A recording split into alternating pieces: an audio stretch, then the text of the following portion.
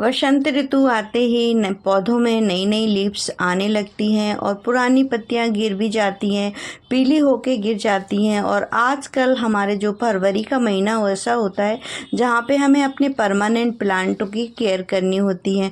तो आज मैं करूँगी अपने एरेका पाम, और जितनी भी मेरे पास पाम की वैरायटी है उन सब का देखभाल करूँगी। उसमें नया फर्टिलाइज़र ऐड करूँगी, मिट्टी की ज़रूरत है तो मिट्टी डालूँगी, रिपोर्टिंग की ज़रूरत है तो रिपोर्टिंग करना बहुत ज़रूरी है। तो हेलो फ्रेंड, मैं रेखा मेहर गार्डन से आपका स्वागत करती हूँ। कैसे हैं आप सब लोग? आशा करती हूँ आप बहुत अच्छे होंगे और गार्डनिंग में मस्त और व्यस्त होंगे। आपको जितने भी ये पौधे सामने स्क्रीन पर दिख रहे हैं ये सारे पाम की ही वैरायटी हो, चाहे वो लेडी पाम हो, चाहे फिर फिनिक्स पाम हो, एरिका पाम हो, रेड पाम हो, लिपस्टिक पाम हो, जो भी पाम की आपकी वैरायटी है। यहाँ पे आप जो पाम देख रहे हैं रेड पाम है। इसकी जो स्टेम है ना बहुत अच्छे से रेड कलर की होती है। तो हमें आज जितने भी मेरे पास पाम के हैं, और आपके पास भी अगर पाम की बहुत सारी वैरायटी हैं या आपके पास एक या दो पौधे हैं, तो उनको ये समय आ गया है कि उनकी हमें ट्रीटमेंट करनी है। ये जो पौधे होते हैं साल भर आपके गार्डन में रहते हैं, तो इनकी एक बार या दो बार केयर ज़रूर करते हैं हम। तो हम जैसे करते हैं कि जैसे ही फरवरी आती है मैं इनको देखती हूँ और इनकी जो साफ़ सफाई है उनके गमले की कर देती हूँ, और जो ड्राई लीव्स होती हैं, सूखी पत्तियाँ हैं, उनको निकाल देती हूँ। ज़बरदस्ती ना निकालें, जितना आराम से पत्तियाँ हमारे पाम की निकल जाएं उनको ही निकालें। और जो कुछ पत्तियाँ हमारी सूख रही होती हैं, जैसे कि ये पत्ती आपको दिख रही है, ये अजीब सी हो रही है, तो इसको मैं कट कर दूँगी। पाम की जितनी भी पत्तियां हैं जो सूख रही हैं उनको आप कट कर दें, अच्छे से कट करें साइड से। और ये देखिए इस तरह से ख़राब हो जाती हैं कुछ विंटर में ठंडी की वजह से। तो इस तरह से पत्तियों को, और आप इसका कलर देखेंगे ना दोस्तों कितना सुंदर रेड कलर का आप देखेंगे पास से, बहुत प्यारा कलर है, रेड पाम होता है। बहुत आसानी से आपके गार्डन में ये प्लांट चलते रहते हैं। हर महीने हर हफ्ते इनको फर्टिलाइज़र देने की ज़रूरत नहीं होती है। पानी बस आप ऐसे दीजिए कि जब मिट्टी सूख जाए तभी पानी डालिए और बस ये हो जाते हैं। तो इस तरह से आपको हर प्लांट की गुड़ाई कर लेनी है। गुड़ाई बहुत ज़रूरी है दोस्तों। इस तरह से आप देखेंगे गुड़ाई करने से जो हवा है इनमें मिल जाती है, रूट भी हमारी जो ऊपर की रूट है वो ट्रिम हो जाती है, नई नई रूट्स निकलना फिर से चालू हो जाती हैं। तो पाम एक ऐसा पौधा होता है जो सेमी शेड में चलता है। इसको ज़्यादा धूप में कभी भी ना रखें, ऐसी जगह रखें जहाँ पे इन्हें ब्राइट लाइट मिले। आप पाम को तो ऐसी जगह आप अपने ड्राइंग रूम में भी रख सकते हैं। तो पाम की कैसे आप ऐसा करा करें कि पाम को सेमी शेड में रखें।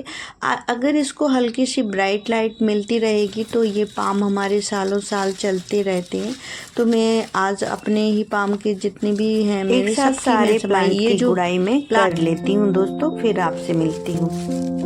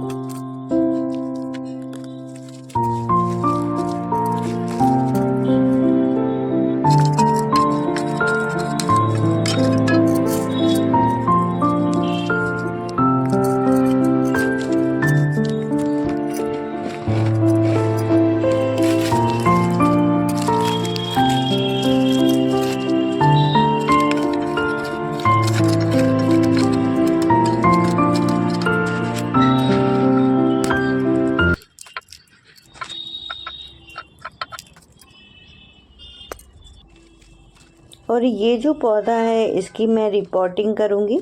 इसको मैंने पूरा निकाल लिया है और देखेंगे दोस्तों कितनी सारी इसमें रूट्स हैं, तो इसकी मैंने रिपोर्टिंग करी है। आपके पास जो भी पौधे हों, अगर आपने 4-5 साल उसको पॉट में ही है तो एक बार उनको पॉट से निकाल के उनकी जो रूट है, जो जड़ें हैं, उनको हटा दें और नई मिट्टी और नई खाद वगैरह, इसमें मैंने थोड़ी सी बालू और थोड़ी खाद, वर्मी कंपोस्ट और एप्सम सॉल्ट डाल के मैंने नई मिट्टी बना के इसको फिर से रिपोर्ट कर दिया है।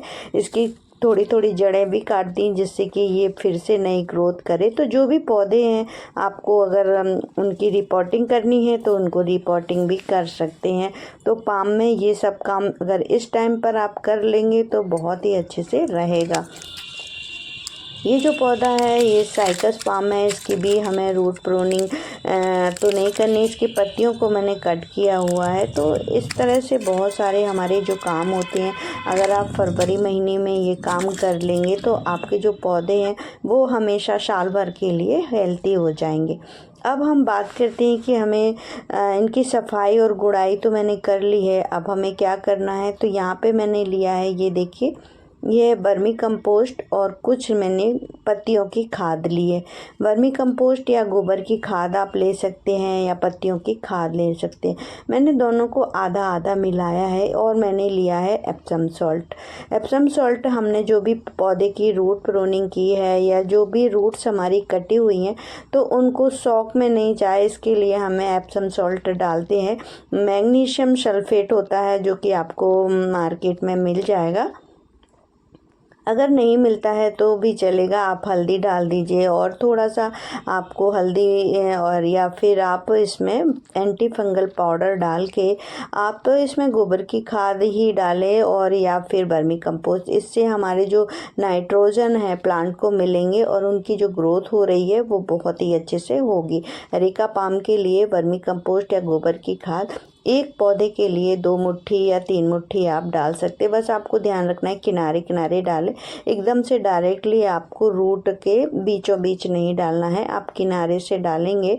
और हमने जो भी मिट्टी हटाई हुई है और उससे हमें इस पौधे को कवर कर देना है। जो पहले हमने मिट्टी निकाली थी ना, तो उससे हम फिर इसी में वो डाल देंगे।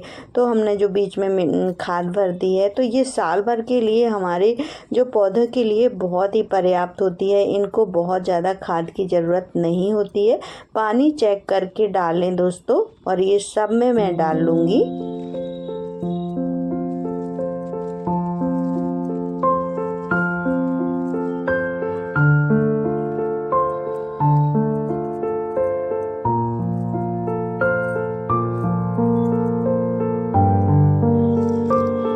अब इसके बाद हमको पानी लेना है, और क्योंकि दोस्तों हमने इसमें अभी गोबर की खाद डाली है तो पानी डालना बहुत ज़रूरी होता है। जब भी हम कोई भी फर्टिलाइज़र ऐड करें उसमें पानी ज़रूर डालें, क्योंकि फर्टिलाइज़र का कोई नुकसान ना हो, इसलिए पानी ज़रूर डाल दें। तो इस तरह से आप ऊपर से डालें जिससे कि इसमें जो भी रूट वगैरह हमारी डिस्टर्ब हुई होंगी, एंटी फंगल पाउडर से नुकसान नहीं होगा। तो आप इस तरह से सारे पौधों की, आपकी जो भी पाम है उनकी केयर कर सकते हैं। फरवरी महीने होता है तो इस तरह मैंने देखो सारे दोस्तों इसमें खाद पानी दे दिया है अच्छे से। तो आप भी कर सकते हैं। आपको मेरी ये वीडियो कैसी लगी? अगर मेरी वीडियो अच्छी लगी हो तो मेरे चैनल को सब्सक्राइब करें और आप भी अपने गार्डन में कोई प्लांट रखें।